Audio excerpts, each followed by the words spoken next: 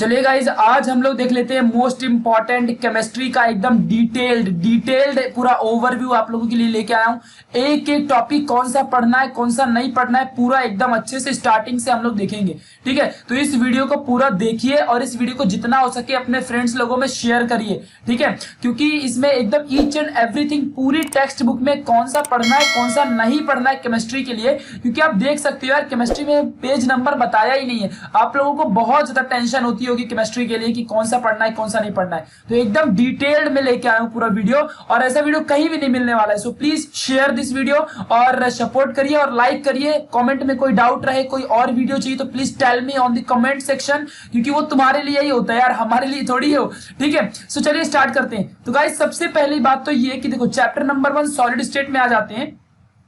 Chapter number 1 solid state में guys यहाँ पे देखो 1.2.1 क्रिस्टलाइन सॉलिड और 1.2.2 अमॉर्फस सॉलिड। अब मैं आपको ये दिखाता हूं कि ये किधर पे है। देखो मतलब आपको अभी दिखा रहा हूं। ठीक है, ध्यान से देखना। यहाँ पे आप जब आ जाओगे ना तो देखो यहाँ पे आपको देखो बाकी का ये पूरा जो इंट्रोडक्शन वाला पार्ट ये पूरा पढ़ना है। ठीक है, ये इंट्रोडक्शन पूरा पढ़ना है। अब देखो भाई मेरे को ये नहीं समझ में आ रहा है कि अगर 1.2.1 क्रिस्टलाइन सॉलिड और यहाँ पे आपको दिखाता हूं, देखो यहाँ पे 1.2.2 अमॉर्फस सॉलिड, ये दोनों को जब गायब कर दिया है, ये दोनों को जब गायब कर दिया है सो फिर यहाँ पे आपको एक चीज समझनी चाहिए कि ये क्यों रखा है। मतलब यहाँ पे देखो आपको मैं दिखाता हूँ। ठीक है, ये टाइप्स ऑफ सॉलिड मतलब यही पूरा उसको गायब कर देना चाहिए था, ये टाइप्स ऑफ सॉलिड ही गायब कर देना चाहिए था। इसके अंदर ही तो ये सब सेक्शन आ रहे हैं, बट उसने ऐसा नहीं किया है क्योंकि देखो उसने क्या किया है, ओनली दिस वन, यानी कि जो क्रिस्टलाइन सॉलिड है आपका। और उसके बाद में आपको दिखाता हूँ यहाँ पे देखो ये जो आपका यहाँ पे अमॉर्फस सॉलिड है सिर्फ यही गायब किया है, और जो बाकी का प्रोसेस है ना, बाकी का यहाँ पे देख सकते हो आप, ये आइसोमॉर्फिज्म है। ठीक है, जो भी यहाँ पे चीजें हैं,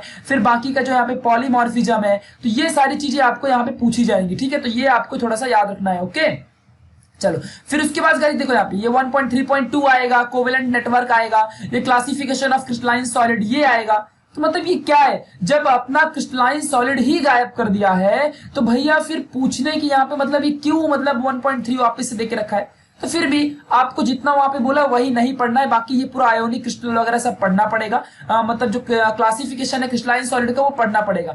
इनडायरेक्टली उसने बोल दिया कि आपको क्रिस्टलाइन सॉलिड ही पढ़ना है, समझ गया। तो ये बात ध्यान रखो अच्छे से, मतलब जितना वहां पे लिखा है उतना ही मानो, किसी के कहने पे मत पढ़ो, क्योंकि यही है ऑफिशियल न्यूज। यहाँ पे जो लिखा है वही आपको मानना है। तो 1.2.2 अमॉर्फस सॉलिड और 1.2.1 क्रिस्टलाइन सॉलिड, इनको आपको नहीं पढ़ना है, बाकी सारी चीजें पढ़ना है। ये मॉलिक्यूलर क्रिस्टल, मेटालिक क्रिस्टल, जबकि ये उसके ही पार्ट है, समझ रहे ना, जबकि ये सबके सब उसके ही पार्ट है, बट फिर भी आपको नहीं पढ़ने। ठीक है, तो मैं तो कहूंगा बेटर रहेगा ये टेबल ही सीधे पढ़ लेना। ठीक है, चलो तो बाकी ये सब कुछ आपको पढ़ना है, ये सब टेबल, यूनिट सेल क्या होता है, ईच एंड एवरीथिंग, ये सब चीजें आपको पढ़नी है, पूरी की पूरी चीजें आपको पढ़नी है। ओके चलो नेक्स्ट दिखाता हूं गाइस और क्या नहीं पढ़ना है। अगला है 1.7.3 पैकेजिंग एफिशिएंसी और जो मतलब एनएफसीसी लैटिस, तो ये आपको दिखा देता हूं। देखो आपको यहाँ पे क्या 1.7.3 पे दिखाता हूं, देखो तो ये आपको नहीं पढ़ना है। जो मतलब 1.7.3 है वो टॉपिक आपको नहीं पढ़ना है, बाकी पूरा पढ़ना है। ये पैकेजिंग एफिशिएंसी ये पूरा पढ़ना है। ये देखो ये 1.7.1 भी पढ़ना है। देखो कौन सा सिर्फ नहीं पढ़ना है, पर्टिकुलर उसको उसने आपको बता दिया है, उसने आपको बता दिया कि 1.7.3 बस नहीं पढ़ना है। ठीक है, बाकी ईच एंड एवरीथिंग पढ़ना है, मतलब ये वाला टॉपिक आपको नहीं पढ़ना है। ये क्या हो गया भाई, ठीक है, सो ये टॉपिक बस आपको नहीं पढ़ना है, बाकी सारी चीजें आपको स्टडी करनी है। तो ये पैकेजिंग एफिशिएंसी जो सीसीपी और एचसीपी वाला है ये बस आपको स्टडी नहीं करनी है, और बाकी आपको सारी चीजें आपको यहाँ पे पढ़ाई करनी है, सारी चीजों की आपकी स्टडी यहाँ पे करनी है। ठीक है, चलो आगे देखते हैं। अभी 1.73 के बाद टेबल 1.3 है जो यहाँ पे, और टेबल नंबर 1.4 है, इसको देख लेते हैं। ये क्या, देखो ये रहा टेबल 1, टेबल 1.3, इसको आपको नहीं पढ़ना है। ठीक है, क्योंकि गाइस यहाँ पे देखो ये जो पूरा यहाँ पे रेडियस वगैरह देके रखा है ना, तो ये बहुत इंपॉर्टेंट होता है। तो जब ये आपको पढ़ना ही नहीं, मतलब इससे रिलेटेड आपको कोई क्वेश्चन आएगा ही नहीं, तो ये 1.3 आपको ये टेबल नंबर नहीं पढ़ना है। देन अगेन गाइस ये 1.4 नंबर जो टेबल है, यानी कि एससी के कोऑर्डिनेशन नंबर कितने होते हैं, पैकेजिंग एफिशिएंसी, मतलब यहाँ से तो एमसीक्यू आता है, तो अब आपको ये नहीं पढ़ना है, सिंपल सी बात है। ठीक है, तो याद रखो अच्छे से। मतलब एक चीज तो मैं कहूंगा ना यार कि बुक बोर्ड ने जो टॉपिक्स ऐसे गायब किए हैं, तो भाई जब वो गायब कर दिया है ना तो उससे रिलेटेड तो पूरा नेक्स्ट टॉपिक होता है। तो मतलब देखो ये बच्चों के लिए उल्टा मैं तो कहूंगा बहुत बड़ी परेशानी है, क्योंकि जब पुराना पुराना टॉपिक नहीं पढ़ोगे तो अगला टॉपिक समझेगा ही नहीं। अब देखो यहाँ पे 1.7.3 गायब किया और 1.7.4 गायब नहीं किया है, तो ये उसी से तो रिलेटेड है, तो फिर कैसे आपका यहाँ पे काम होगा दिमाग, तो फिर भी आप समझ सकते हो यहाँ पे। अब देखो यहाँ पे कोऑर्डिनेशन नंबर, बाकी देखो एससी वाले का करना ही किया था, ठीक है, पैकेजिंग एफिशिएंसी जो सिंपल क्यूबिक है उसको पढ़ना है, एफसीसी पढ़ना है, बीसीसी पढ़ना है, लेकिन एफसीसी वाला नहीं पढ़ना है। तो बाकी ये दोनों का क्या, तो ये टेबल ही गायब कर दिया, मतलब आपको ये टेबल नहीं पढ़ना है, सिंपल सी बात है, ये टेबल से कुछ नहीं आएगा, ठीक है। तो ऐसे आपको याद रखना है। नेक्स्ट आगे बढ़ते हैं, अभी क्या गायब किया फिर 1.9 टॉपिक और 1.10 टॉपिक, चलो लेके चलता हूं मैं आपको 1.9 टॉपिक में और 1.10 टॉपिक में लेके चलता हूं, यानी कि इलेक्ट्रिकल फील्ड वाला जो है वहां पे आपको नहीं पढ़ना उस टॉपिक को, ठीक है। तो बस गाइस अभी आपको दिखाता हूं 1.9 टॉपिक, ठीक है। देखो यहाँ पे ये तो 1.9.2 हो गया, 1 मिनट, देखो ये रहा, तो ये पूरा का पूरा टॉपिक ही आपको नहीं पढ़ना है, मतलब देखो ये 1.9 है। अब इस सेक्शन के अंदर चाहे जो भी आ जाए, इस सेक्शन के अंदर देखो क्या क्या दिखाता हूं, ये 1.9.1 बैंड थियरी है, उसी के अंदर है ना, 1.9 ही उड़ा दिया तो उसके अंदर जितने भी रहेंगे सब गायब हो गए। 1.9.2 नहीं पढ़ना है, मतलब बचा क्या फिर यार, 1.93 नहीं पढ़ना है, फिर ऐसे देखो आपको यहाँ पे 1.94 नहीं पढ़ना है, फिर ऐसे 1.9.5 नहीं पढ़ना है, समझा अच्छे से। तो यहां से अभी पूरी बुक ही नहीं पढ़नी है, इसके बाद ना पूरा ये चैप्टर का ही पूरा पढ़ना नहीं, पी है 1.10, देखो मैग्नेटिक प्रॉपर्टी भी वहां पे बोला है नहीं पढ़ना है, ठीक है, तो ये भी आपको नहीं पढ़ना है। अब इसके अंदर आपको दिखाता हूं, इसके अंदर पैरामैग्नेटिक, फेरोमैग्नेटिक, डायमैग्नेटिक, ये कुछ भी नहीं पढ़ना है। और इनसे रिलेटेड जो क्वेश्चंस रहेंगे ना, जो टॉपिक मैंने बोले, आप तो इतना ढूंढी लोगे ना, इतने पागल थोड़ी हो कि कौन सा क्वेश्चन नहीं है। सो उससे रिलेटेड वाले क्वेश्चंस भी आपको हाथ नहीं लगाने हैं, ये बात ध्यान रखना अच्छे से, ठीक है। तो ये रहा है आपका डिटेल टॉपिक, मतलब आपको समझ चुका होगा कि कैसे क्या क्या करना है, क्या नहीं करना है, ठीक है। तो ये है आपका पूरा मतलब पहले चैप्टर का पूरा डिटेल। अब बढ़ते हैं सेकंड चैप्टर की तरफ, ठीक है, सॉल्यूशन चैप्टर में।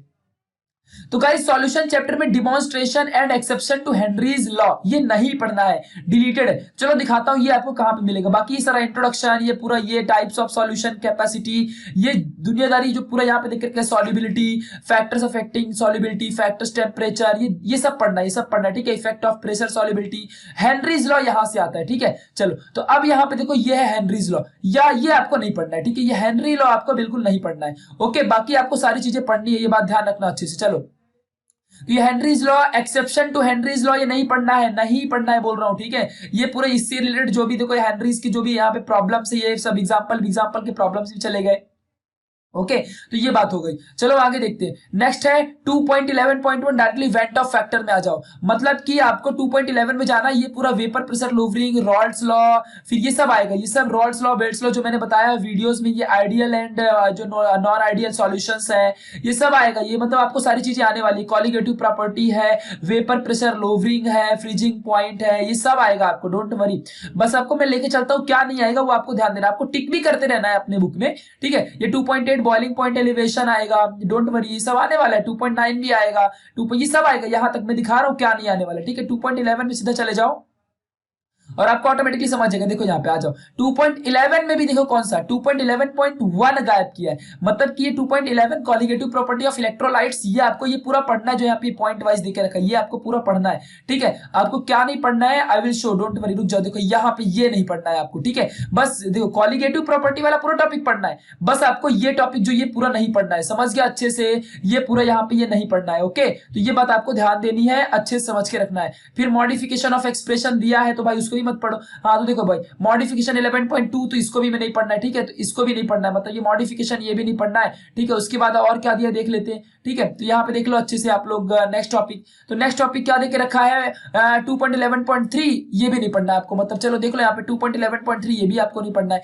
ठीक है। तो went of factor and degree of dissociation, चलो अच्छा हुआ डिग्री ऑफ डिसोसिएशन ही गायब कर दिया, तो अब आपके लिए तो मजेदार बात होगी, ठीक है। तो ये देखो ये पूरा नहीं पढ़ना, ये पूरा नहीं पढ़ना है, ठीक है, ये बात ध्यान रखो, इससे रिलेटेड प्रॉब्लम्स भी नहीं पढ़नी है। और यहाँ पे आपको देखो प्रॉब्लम में देके रखा है 2.10, 2.11, 2.12 और मतलब 10, 11, 12, 14, 10, 11, 12, 14, देखो ये 13 वाला पढ़ लेना, 14 वाला नहीं पढ़ना है। ये जो प्रॉब्लम नंबर दिया है, ये प्रॉब्लम समझते हो ना, ये एग्जांपल्स होती है प्रॉब्लम 2.10, ये सब आपको अभी ये समझ जाएगा कौन सा प्रॉब्लम वहां पे दिया, वो नहीं पढ़ना है, ठीक है, वो नहीं पढ़ना है, ठीक है। तो ये बात ध्यान रखो अच्छे से। चलो चैप्टर नंबर 3 में बढ़ते हैं।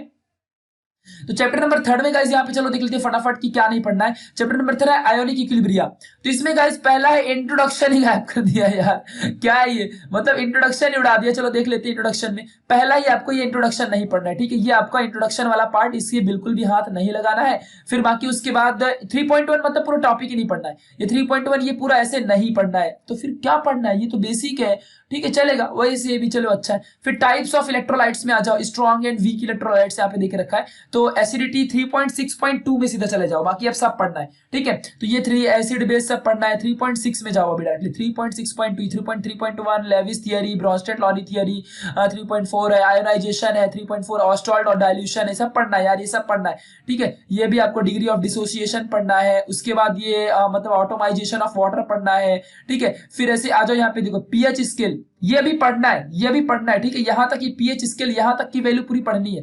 आपको कहां से नहीं पढ़ना है, 3.6.2, ये 3.6.1 भी पढ़ना है। देखो ये आपको ये नहीं पढ़ना है, ठीक है, मतलब समझ रहे हो ना मैं क्या बोल रहा हूँ, आपको ये वाला टॉपिक नहीं पढ़ना है, ठीक है। आप यहाँ पे देख सकते हो, आपको दिख भी रहा होगा, ठीक है, आपको ये टॉपिक नहीं पढ़ना है, ठीक है, ये वाला, ये टॉपिक बिल्कुल भी हाथ नहीं लगाना है, ओके। तो ये बात ध्यान रखना, बाकी और सब पढ़ना है। इसके प्रॉब्लम्स भी फिर यहाँ पे जो दिए हुए हैं वो भी आपको नहीं पढ़ना है। आगे दिखाता हूँ, आगे दिखाता हूँ, देखो यहाँ पे तो 2 पॉइंट यहाँ पे कहाँ गया, 3.8.3 प्रॉपर्टीज ऑफ बफर और 3.10 मतलब 3.8.3 में बफर प्रॉपर्टी, जो 3.8 पॉइंट जो आगे दिया हुआ है बफर प्रॉपर्टी, तो वो भी आपको बिल्कुल भी हाथ नहीं लगाना है। 3.8 में चलते हैं, आपको दिखा देता हूं मैं अभी के अभी, ओके। सो 3.8 देखो ये रहा buffer solution, but buffer solution पढ़ना है, लेकिन उसमें से 3.8.3 का टॉपिक, जो 3.8.3 टॉपिक है आपको दिखाता हूं मैं 3.8.3, देखो यहाँ पे ये रहा प्रॉपर्टी, मतलब ये क्या है यार, ये तो चिंदू सा है, इतनू सा है बस। तो ये प्रॉपर्टीज ऑफ बफर नहीं पढ़ना है, बाकी एप्लीकेशन तो पढ़ना ही पड़ेगा आपको, मतलब वाट लगा के रख दिए यार, मतलब प्रैंक ले रहा है आपका, ठीक है। चलो आगे बढ़ते, 3.10.1 कॉमन आयन इफेक्ट, चलो अच्छा हुआ थोड़ा सा बड़ा शॉर्ट टॉपिक तो उड़ाया, ठीक है। तो 3.10.1 जो है आपका यहाँ पे सॉल्युबिलिटी सब पढ़ना है, सब पढ़ना है, ये सब पढ़ना है, ये जो यहाँ पे दिया ये सब पढ़ना है, ठीक है। आप टिक करते जा रहे हो ना, ये देखो 3.9.3 आ जाओ, ये देखो ये भी पढ़ना है, ठीक है, कंडीशन है। फिर उसके बाद है, आगे बढ़ते हैं, ये तो पूरा एक्सरसाइज ही आ गया, कहाँ गया भाई कॉमन आयन इफेक्ट किधर गया।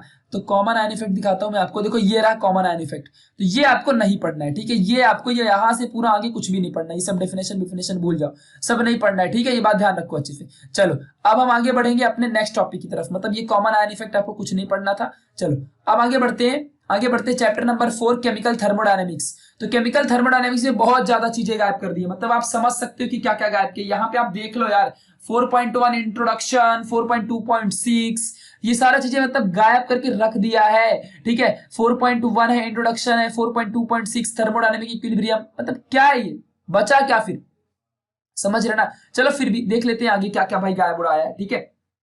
तो यहाँ पे आ जाओ, आगे बढ़ते हैं अभी। तो 4.21 इंट्रोडक्शन में से 4.1 इंट्रोडक्शन गायब कर दिया, ये पूरा नहीं पढ़ना है, इंट्रोडक्शन आपको नहीं पढ़ना है, ठीक है। 4.2 टाइप्स ऑफ सिस्टम और जो 4.2 टर्म्स से यूज्ड इन थर्मोडायनेमिक्स, ये गायब नहीं किया है, ठीक है। तो 4.2 गायब नहीं किया है, 4.2.6 गायब किया, दिखाता हूं आपको 4.2.6 किधर है। तो 4.2.6 ही उड़ा दिया यार, मतलब क्या है ये, ऐसे कैसे चलेगा। तो 4.2.7 भी पढ़ना है और 4.2.6 किधर, देखो ये आपको नहीं पढ़ना है, ठीक है, ये वाला टॉपिक आपको पूरा नहीं पढ़ना है, और बाकी सारी चीजें आपको पढ़ाई करनी है, बाकी सब पढ़ना पड़ेगा, बाकी इसके प्रोसेस वगैरह ये सब पढ़ने पड़ेंगे। मैं तो कहूंगा वो इक्विलिब्रियम पढ़ लेना, बिकॉज तभी ये सब समझेगा, नहीं तो नहीं समझेगा, बुक वाले ने आपको पूरा एकदम ये वाट लगा दिए। 4.11.3 पे सीधा चले जाओ, फिर एंट्रोपी 4.11 में आ जाओ, तो 4.11 भी फिर आपको नहीं पढ़ने, ठीक है।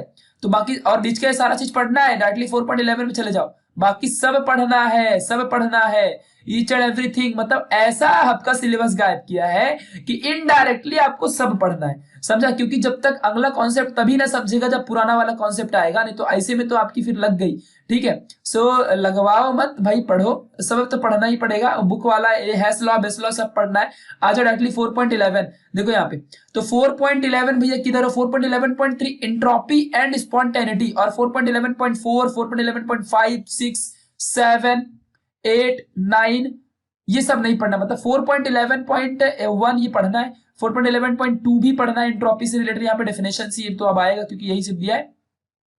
ये नहीं पढ़ना है। देखो यहां से आपको कुछ नहीं पढ़ना है, मतलब यहां के बाद से पूरी बुक में जो भी दिख गया ना, हाथ मत लगाना, ठीक है। तो इसके बाद ये सब अब कुछ नहीं पढ़ना है। ये गिब्स एनर्जी 4.11, 4.11.6, 4.11.8, 4.11.9, 11.7, ये सब कुछ नहीं पढ़ना है, हाथ ही नहीं लगाना है, मतलब खत्म यार, पढ़ना नहीं। और ये प्रॉब्लम जो भी दिया है वहां पे आप देख लोगे, आपको समझ जाएगा। ये सब चीजें आपको नहीं पढ़नी, डायरेक्टली आ गया एक्सरसाइज, ठीक है। तो इस तरीके से गाइस आपको याद रखना है कि ये सारा जो केमिस्ट्री का है, इसमें से आपको इस तरीके से ये टॉपिक्स आपको नहीं पढ़ने हैं, ठीक है। और उससे रिलेटेड आपको क्वेश्चंस भी नहीं करने हैं, बस दैट्स इट, खत्म कहानी। चलो अब आगे बढ़ते हैं अपना चैप्टर नंबर 5 इलेक्ट्रोकेमिस्ट्री। तो इलेक्ट्रोकेमिस्ट्री में गाइस 5.1 इंट्रोडक्शन क्यों गायब कर देता है यार, समझता नहीं मेरे को। इंट्रोडक्शन ही नहीं पढ़ना है, मतलब क्या है। तो 6.1, 6.6 और जो यहाँ पे 6.7 है टेम्परेचर। तो चलो देख लेते, मैं आपको दिखा देता हूँ। 6.1 और 6.6 नहीं पढ़ना है, तो पहला इंट्रोडक्शन नहीं पढ़ना, ठीक है, ये इंट्रोडक्शन नहीं पढ़ना है। 5.1 है ना, किधर गया भैया 5,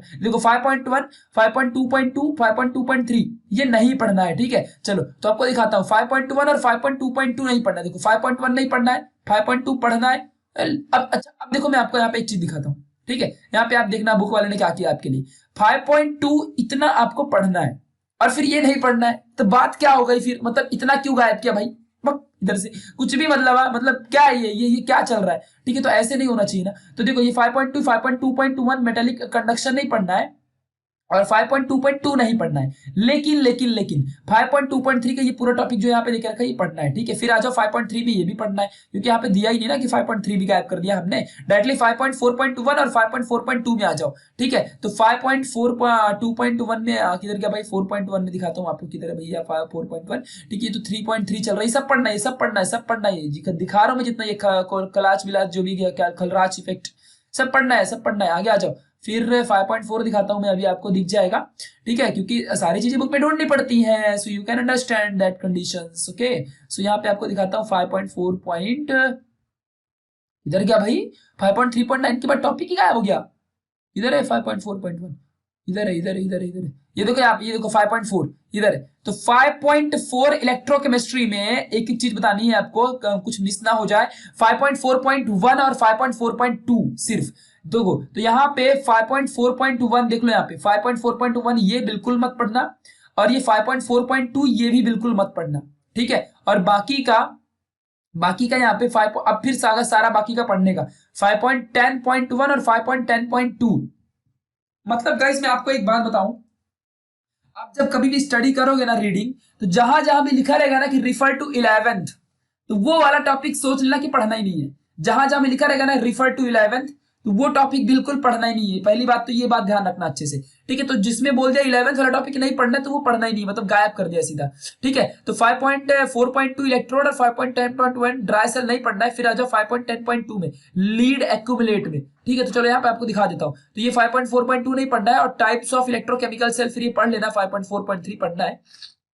इलेक्ट्रोलाइटिक सेल भी पढ़ना है। डायरेक्टली क्या नहीं पढ़ना है, डायरेक्टली आपको 5.10 में आ जाओ, 5.10.1 में आ जाओ, ठीक है। बाकी सब पढ़ना है, सब पढ़ना, ठीक है।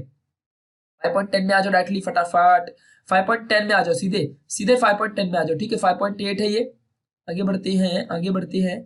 हाइड्रोजन गैस 5.10 देखो यहाँ पे, तो ये 5.10 गैल्वेनिक सेल तो पढ़ना है, लेकिन इसका 5.10.1 टॉपिक दिखाता हूँ। देखो ये ड्राई सेल, ये आपको नहीं पढ़ना है। ये जो लैकलेंची सेल है, ये ड्राई सेल, ये आपको नहीं पढ़ना है। तो चांदी हो गई यार, अब क्या चलेगा। तो यहाँ पे तो क्वेश्चन बहुत सारे आते थे, चलो वो नहीं पढ़ना। और फिर ये लीड स्टोरेज बैटरी भी नहीं पढ़नी है, ठीक है, ये भी नहीं पढ़ना। इसका टॉपिक ये पूरा, ये जो यहाँ पे दिया रिडक्शन कैथोड विथोड। अब देखो बहुत सारे बच्चों को ये कंफ्यूजन होता है कि अब देखो जब 5.10.2 गायब कर दिया है, तो इसके अंदर की जो ये टॉपिक है नोटेशन ऑफ द सेल, ये 1 पॉइंट, तो ये सब भी नहीं पढ़ना है। मेन टॉपिक ही गायब कर दिया, तो उसके अंदर कुछ नहीं पढ़ना है। डायरेक्टली अगले टॉपिक में शिफ्ट हो जाओ, ठीक है। डायरेक्टली अगले टॉपिक में 5.2.3 में आ जाओ, 5.10.3 में आ जाओ, इधर निकल कैडमियम में आ जाओ, निकार्ड स्टोरेज में आ जाओ सीधा।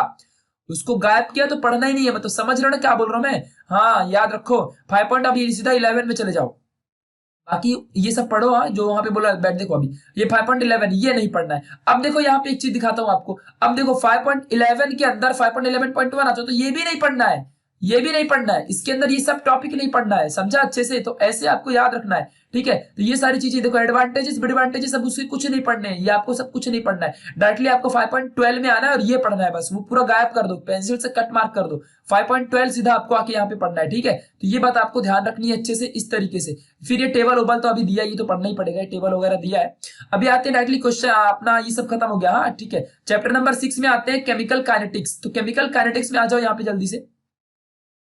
तो केमिकल काइनेटिक्स में भाई देखते हैं क्या क्या नहीं पढ़ना है। तो केमिकल काइनेटिक्स ये है आपका चैप्टर नंबर 6। चलो आज पूरे पूरे बुक की तो विजिट हो रही है ठीक है। 6.1 और 6.6 डायरेक्टली नहीं पढ़ना है, ठीक है। फिर 6.7, 6.12 और 6.13, मतलब बहुत बड़ा चैप्टर है तो, ठीक है। तो 6.1 नहीं पढ़ना है, पहले दिखाता हूँ। 6.7 और 6.6 भी नहीं पढ़ना है। 6.1 ये पूरा इंट्रोडक्शन का पार्ट गायब, बाकी ये 6.2 सारा पढ़ना है और डायरेक्टली इसके बाद ये सब पढ़ना है, सब पढ़ना है। 6.6 में डायरेक्टली आ जाओ, इधर आ जाओ। 6.4 ये सब पढ़ना है, ये सारी चीजें पढ़नी है लाइन टू लाइन। यार बस इंट्रोडक्शन ही तो गायब किया है, और विद इंट्रोडक्शन 2 लाइन का तो होता ही है, बिना इंट्रोडक्शन पढ़े आप कुछ नहीं कर सकते हो, वैसे भी आपको भी पता है। तो इंट्रोडक्शन क्यों गायब किया, आई डोंट नो व्हाई। मतलब इंट्रोडक्शन से क्वेश्चन तो वैसे भी नहीं आते, तो क्यों गायब किया है, दिखाने के लिए, मतलब आपको डराने के लिए कि इतना सारा हमने गायब किया 25% में, ठीक है। तो वैसे ही है, ठीक है। तो 6.6 यहाँ पे देख लो आप लोग, ठीक है। ये आपको नहीं पढ़ना है, इसके अंदर ये कोई भी टॉपिक, ये एक्टिवेशन विक्टिवेशन दुनियादारी, ये आपको कुछ भी नहीं पढ़ने, ठीक है। ये बात ध्यान रखो अच्छे से। चलो उसके बाद आगे देख लो यहाँ पे, आगे देख लो यहाँ पे देखो। फिर उसके बाद 6.6 हो गया, फिर 6.7 में पूरा गायब कर दिया उसने।